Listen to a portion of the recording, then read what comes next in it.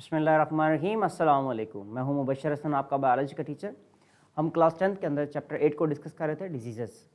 आज हमने इसके नेक्स्ट एसएलओज को डिस्कस करना है, जिसमें प्लांट हेल्थ और and it's treatment, development of resistance, penicillin and diabetes, इनको हमने डिस्कस करना है।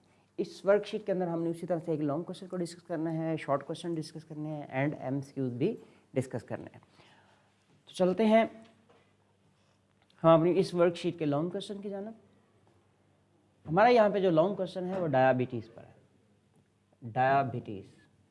डायबिटीज़ क्या है ये देखते हैं। डायबिटीज़ से आप लोग फैमिलियर हैं, ये एक डिजीज़ है जिसमें शुगर जो है वो ब्लड के अंदर ज़्यादा हो जाती है। तो डायबिटीज़ में देखें is a group of metabolic disorders. यहाँ पर हम ये कह रहे हैं कि ये एक ग्रुप है मेटाबॉलिक डिसऑर्डर्स का, ग्रुप ऑफ मेटाबॉलिक डिसऑर्डर्स। अब देखते हैं कि इसमें क्या होता है, जिसमें सबसे इम्पॉर्टेंट जो चीज़ है वो क्या है, हाई ब्लड शुगर लेवल, यानी कि जो ब्लड के अंदर शुगर लेवल है वो इंक्रीज़ हो जाता है। शुगर लेवल ब्लड में इंक्रीज़ होता है तो डेफिनेटली यूरिन के अंदर भी इंक्रीज़ होता है। तो इसके दो तरह से टेस्ट हो सकते हैं, ब्लड से भी ये शुगर चेक हो सकती है और यूरिन से भी चेक हो सकती है। It is a chronic disease, ये क्रोनिक है, ये जो है क्रोनिक है, एक्यूट नहीं होती, ये लंबे अरसे तक रहती है, ये इसका ख़त्म होना मुश्किल होता है, ये कम्प्लीटली लाइफ के साथ इसने चलना होता है। इसकी टाइप्स जो है यहाँ पे देखनी है हमने। टाइप 1 है, टाइप 1 डायबिटीज़, T1D।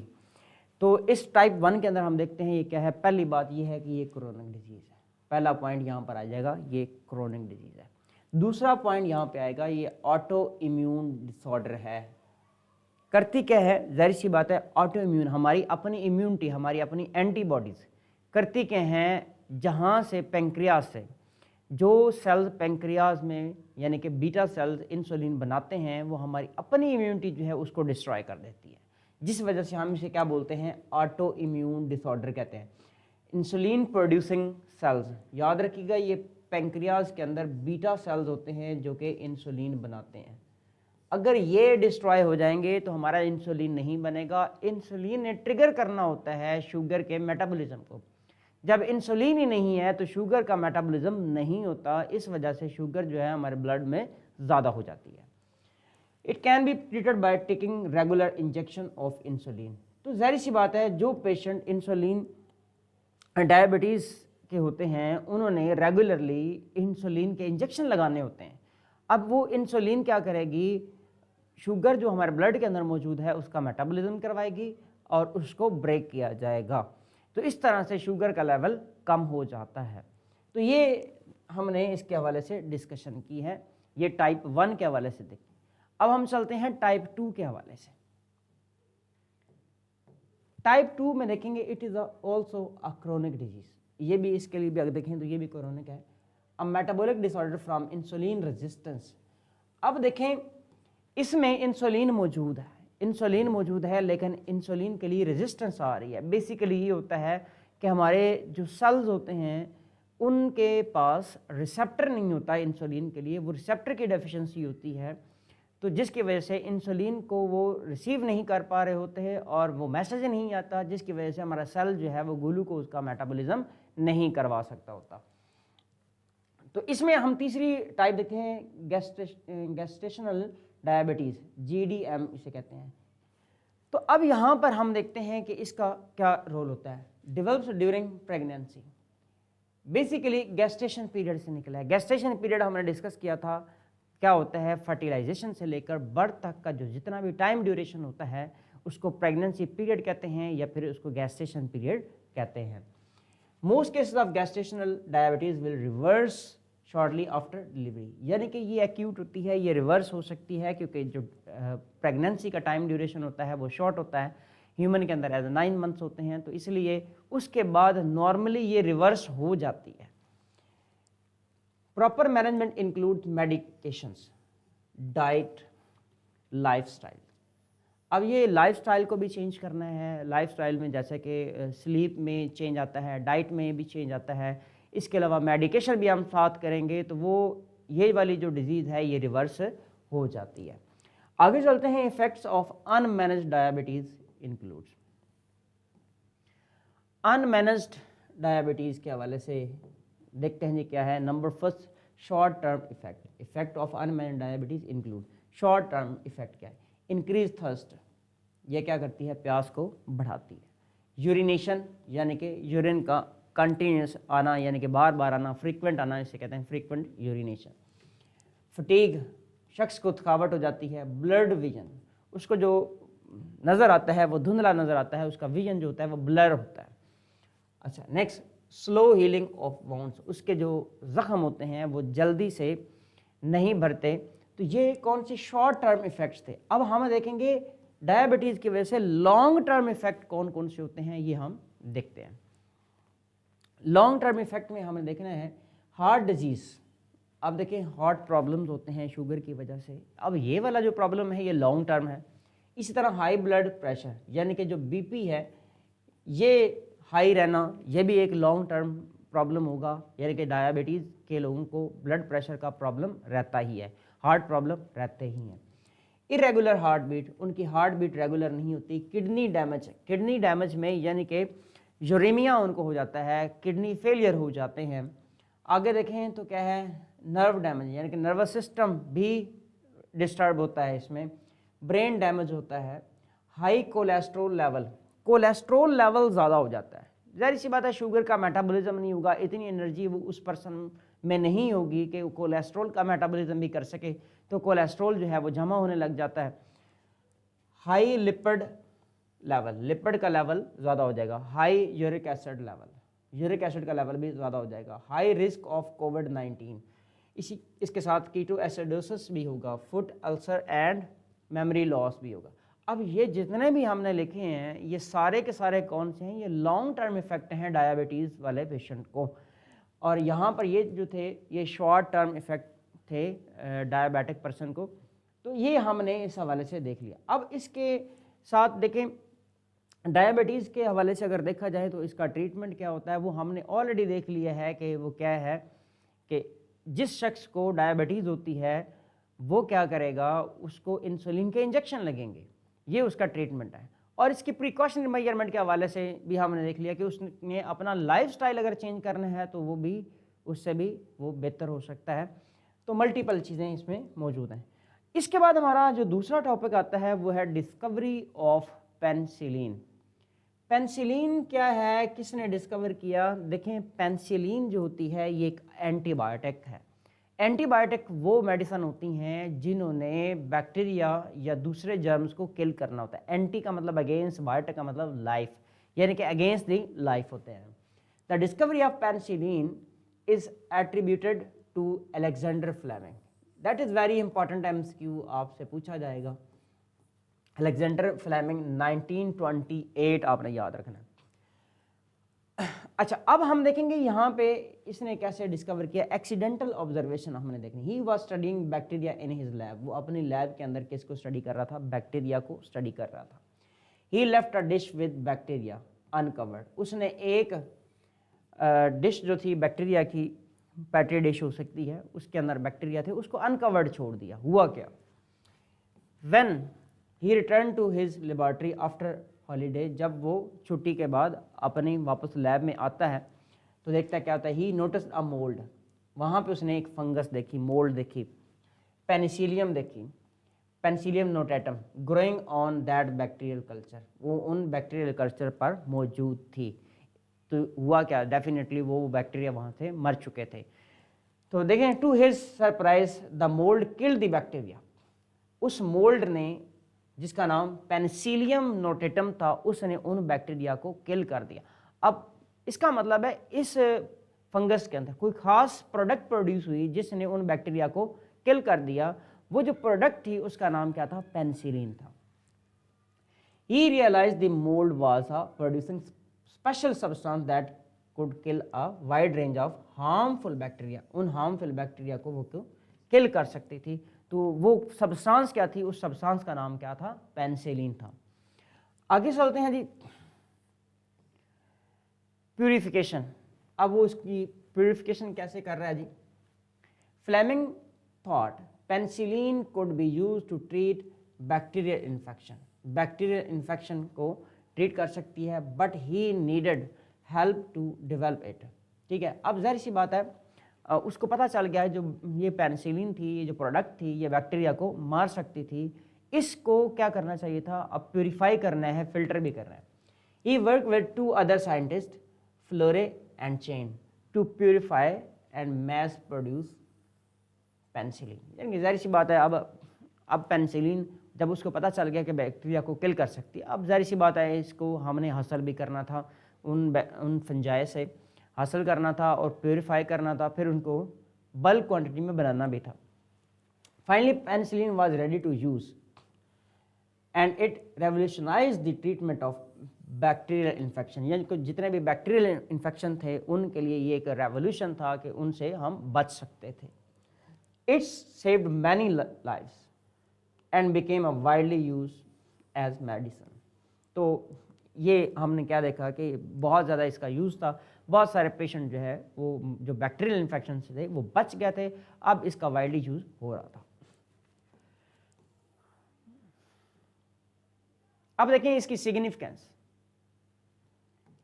सिग्निफिकेंस में हम देखेंगे, in short Fleming's discovery of penicillin was an accident that lead to a breakthrough in medicine. जन के बेसिकली तो हमने क्या देखा कि वो एक एक्सीडेंटली उसने ये देखा, यानी कि उसने क्या बैक्टीरिया, हार्मफुल बैक्टीरिया रखे हुए थे, वो पेट्री डिश में मौजूद थे, उसको कवर नहीं किया था। वहाँ पे कुछ दिनों के बाद वो देखता है कि फंगस लगी हुई और बैक्टीरिया मर गए थे।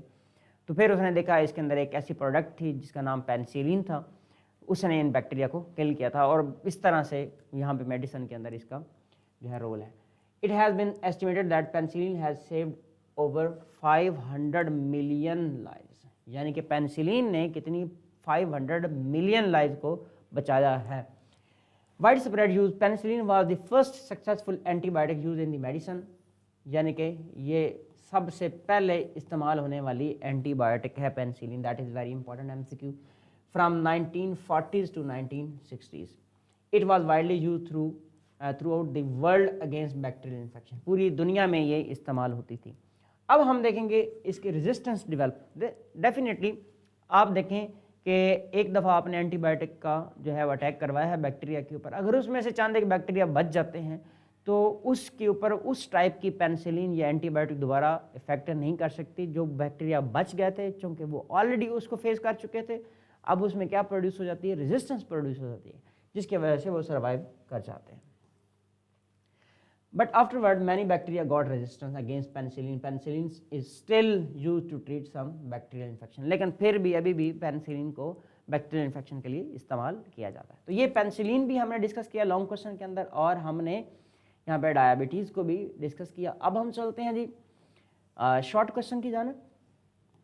हमारे जो शॉर्ट क्वेश्चन है वो क्या है, differentiate between type 1 and type 2 diabetes mellitus.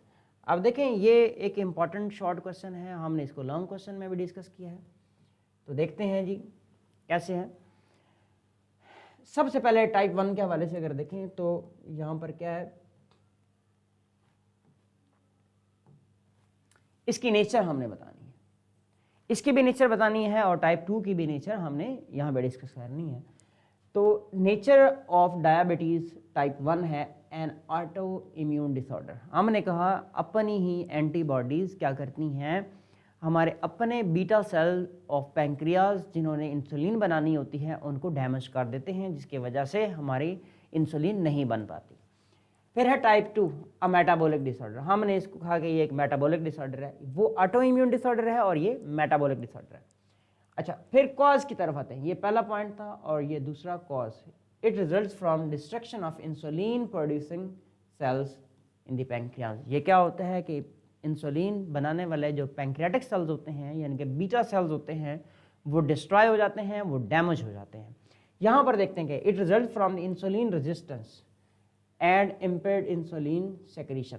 अब इसमें क्या होता है, या तो इंसुलिन प्रोड्यूस नहीं हो रही होती, या फिर ये होता है कि इंसुलिन जो है उसके लिए जो रिसेप्टर सेल्स होते हैं उनके ऊपर रिसेप्टर्स होते हैं वो एब्सेंस होते हैं, तो इंसुलिन का पता ही नहीं होता कि इंसुलिन है भी या नहीं। तो ये हमारे पास दूसरा पॉइंट आ गया। तीसरा पॉइंट हमने कहा treatment, regular injection of insulin. Diabetes 1 जो होती है ये हमने देखना है कि अगर कोई शख्स रेगुलर जो है वो इंसुलिन के इंजेक्शन ले रहा है तो उसका शुगर लेवल डाउन हो जाता है। देखते हैं टाइप 2 की यहाँ पे, be active, eat fibre, lose weight, choose healthy habits, avoid smoking.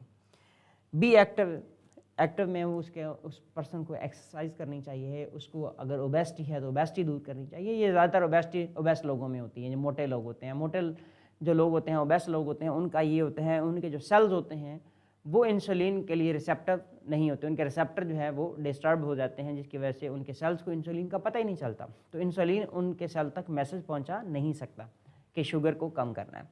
तो ये आपके पास यहाँ पर क्या था, डायबिटीज़ 1 और 2 के हवाले से हमने बात की है। अब हम चलते हैं, हमारा क्वेश्चन नंबर 2 है।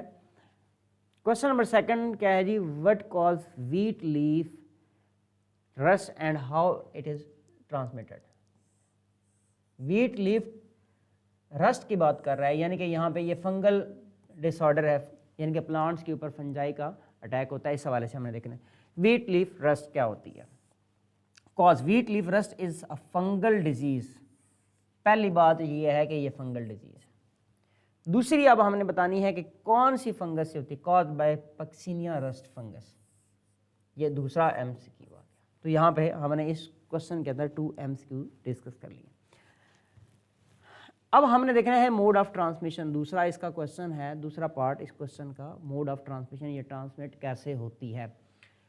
If it infects plants such as wheat, barley, rye. अब ये हमने सारा देख लिया, ये अनाज है, ये अनाज वाले प्लांट्स के लीव्स के ऊपर अटैक करता है। It gets transmitted from one plant to another through spores और एयर। अब होता क्या है, अब एक लीफ पर मौजूद है, एक प्लांट पर ये मौजूद है, फंजाई क्या बनाएगा, एसेक्सुअल स्पोर्स बनाएगा। वो स्पोर्स क्या करेंगे, हवा के जरिए से उड़ते हुए दूसरे प्लांट के लीव्स पर जब जाएगा तो वहाँ पर भी इन्फेक्शन कॉज करेगा। यानी कि 2 बातें आपने लिखनी है, यहाँ पे स्पोर भी होता है और स्पोर बनेंगे, और स्पोर कैसे जाएंगे, एयर के जरिए से जाएंगे। Rust infection can lead up to 20% yield loss. देखिए हमारा यील्ड का लॉस जो है वो 20% होता है, किसकी वजह से, वो रस्ट की वजह से होता है। रस्ट की कॉज भी हमने देखनी। नेक्स्ट चलते हैं, व्हाट आर एंटीबायोटिक्स। अब हमने देखना है कि एंटीबायोटिक्स क्या हैं और एग्जाम्पल भी बतानी है। हम ऑलरेडी देख चुके हैं एंटीबायोटिक क्या है। एंटी का मतलब होता है अगेंस्ट, बायोटिक का मतलब होता है लाइफ। ऐसी मेडिसिन जो किसी दूसरी लिविंग ऑर्गेनिज्म के अगेंस्ट होती हैं उनको हम क्या बोलते हैं, एंटीबायोटिक कहते हैं। जैसे दूसरे ऑर्गेनिज्म, बैक्टीरिया है, लिविंग ऑर्गेनिज्म है, उनके अगेंस्ट इस्तेमाल करते हैं, फंजाई के अगेंस्ट इस्तेमाल करते हैं, प्रोटोजोन के अगेंस्ट इस्तेमाल करते हैं, तो इनको हम क्या बोलेंगे, antibiotics. Antibiotics are chemical produce by the microorganism. पहली बात है, हमने बनाए कहाँ से, हमने बनवाए हैं माइक्रो ऑर्गेनिज्म से ही बनवाए हैं या फिर फंजाई से बनवाए हैं। और उसके बाद होता क्या है, यानी कि सपोज करें एक टाइप के बैक्टीरिया से बनवाते हैं, दूसरे टाइप के बैक्टीरिया के ऊपर अटैक करवाते हैं इसका, which are capable of destroying or inhibiting the growth of another type of microorganism। यानी कि एक टाइप के ये माइक्रो ऑर्गेनिज्म है और दूसरी टाइप के ये हैं, एक तरह से ये बन रहे हैं एक तरह के माइक्रो ऑर्गेनिज्म से, और दूसरे माइक्रो ऑर्गेनिज्म को हम किल कर रहे हैं। आगे चलते हैं जी। एग्जाम्पल हमने इसकी देखी है, पेनिसिलिन है, सेफलोस्पोरेंस हैं, ये एग्जाम्पल है एंटीबायोटिक्स की। अब हम चलते हैं नेक्स्ट क्वेश्चन की तरफ, differentiate between narrow spectrum and broad spectrum antibiotics. Very important short question, difference में आता है, डिफरेंस में आपने एजट लिखना है, जहाँ जैसे हम आपको यहाँ पे बता रहे हैं। नैरो स्पेक्ट्रम, और इसमें आप देखें आपके पास 2 पॉइंट्स आ जाएंगे, 2 पॉइंट्स हैं तो इसका मतलब है एक पॉइंट के लिए आपको 1.5 मार्क्स मिलेंगे, यानी कि एक कंप्लीट करेंगे तो 1.5 मार्क्स, और एग्जाम्पल भी आप यहाँ पे मेंशन कर रहे हैं तो अदर 1.5। रूब्रिक्स में चेंज कर सकते हैं, यानी कि यूँ भी वो कर सकता है, 2 और 1 को भी कर सकता है, तो depends upon paper setter. Narrow spectrum antibiotic के हवाले से बात करेंगे, the antibiotic that act against limited variety of bacteria. Narrow का मतलब है यहाँ पे वैसे भी कम आ जाता है, लिमिटेड आ जाता है, यानी कि अगर एक एंटीबायोटिक है वो लिमिटेड जो है टाइप ऑफ बैक्टीरिया को किल करती है तो उसको हम क्या बोलेंगे, नैरो स्पेक्ट्रम एंटीबायोटिक कहेंगे। अच्छा, अगर हम कहते हैं एक एंटीबायोटिक है, वो मल्टीपल टाइप्स के बैक्टीरिया को किल कर रही है, तो हम उसको क्या बोल रहे होते हैं, उसे ब्रॉड स्पेक्ट्रम एंटीबायोटिक कहते हैं। The antibiotic that act against a wide range of bacteria are called broad spectrum. अब इसकी तरफ आते हैं नैरो स्पेक्ट्रम में। पेनिसिलिन, हमने कहा पेनिसिलिन जो होती है ये क्या होती है, ये नैरो स्पेक्ट्रम में आती है। और टेट्रासाइक्लिन को देखें तो ये किस में आती है, यहाँ पे ब्रॉड स्पेक्ट्रम एंटीबायोटिक के अंदर आती है। तो ये एग्जांपल भी आ गई, ये एग्जांपल अकेले से आपके पास एमसीक्यू भी होते हैं।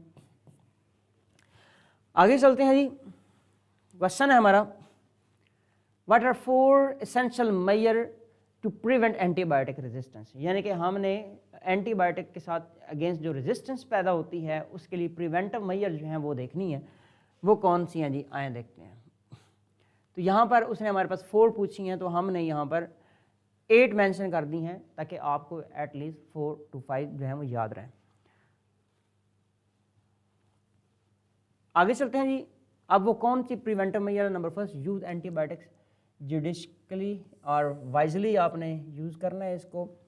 अगर आप एंटीबायोटिक्स को वाइजली यूज़ नहीं करते तो आपके अंदर जो बैक्टीरिया होंगे वो रेजिस्टेंस हासिल कर लेंगे, वो रेजिस्टेंस हो जाएंगे, और अगेन से वो आप एंटीबायोटिक लेंगे तो फिर आपको वो कोई इफ़ेक्ट नहीं करेंगे, आपके अंदर मौजूद उन पैथोजेंस को या बैक्टीरिया को वो किल नहीं करेंगे। Only use antibiotics when necessary, वो कहता है कि आपने एंटीबायोटिक को तब इस्तेमाल करना है जब ज़रूरी होता है। ऐसा नहीं है कि चलते फिरते आज एक डोज ले ली, एक पशु ले ली, तो आपने उसको जब ज़रूरी हो तब इस्तेमाल करना है। अननेसेसरी किसी भी एंटीबायोटिक का इस्तेमाल नहीं करना, नहीं तो आपकी बॉडी में मौजूद बैक्टीरिया उसके अगेंस्ट रेजिस्टेंस हासिल कर लेंगे, और उसके साथ आपके बहुत बेनिफिशियल बैक्टीरिया यानी कि नॉर्मल फ्लोरा, उनकी डेथ भी हो सकती है। Develop new antibiotics, develop new antibiotics यानी कि हमें न्यू एंटीबायोटिक्स जो हैं वो डेवलप करते रहना चाहिए। Invest in research and development, यानी कि हमारी रिसर्च में हम इन्वेस्ट भी करें और उसकी डेवलपमेंट भी होनी चाहिए। आगे चलें तो इम्प्रूव इन्फेक्शन कंट्रोल, नेक्स्ट है इन्हेंस स्टीरिलाइजेशन एंड हाइजीनिक प्रैक्टिसेस, ये भी इस्तेमाल करनी है। नेक्स्ट है monitor and track resistance. Next है जी यहाँ पे आप इसमें देख सकते हैं डाटा कलेक्शन आप वगैरह कर सकते हैं। तो मुख्तलिफ बातें इसके लिए हमने यहाँ पे मेंशन कर दी हैं। ये 7 to 8 पॉइंट्स है, आपने यहाँ पे 3 to 4 पॉइंट जो है वो लाजमी जो है वो याद रखने। हम चलते हैं जी नेक्स्ट अपने एमसीक्यू की जानब।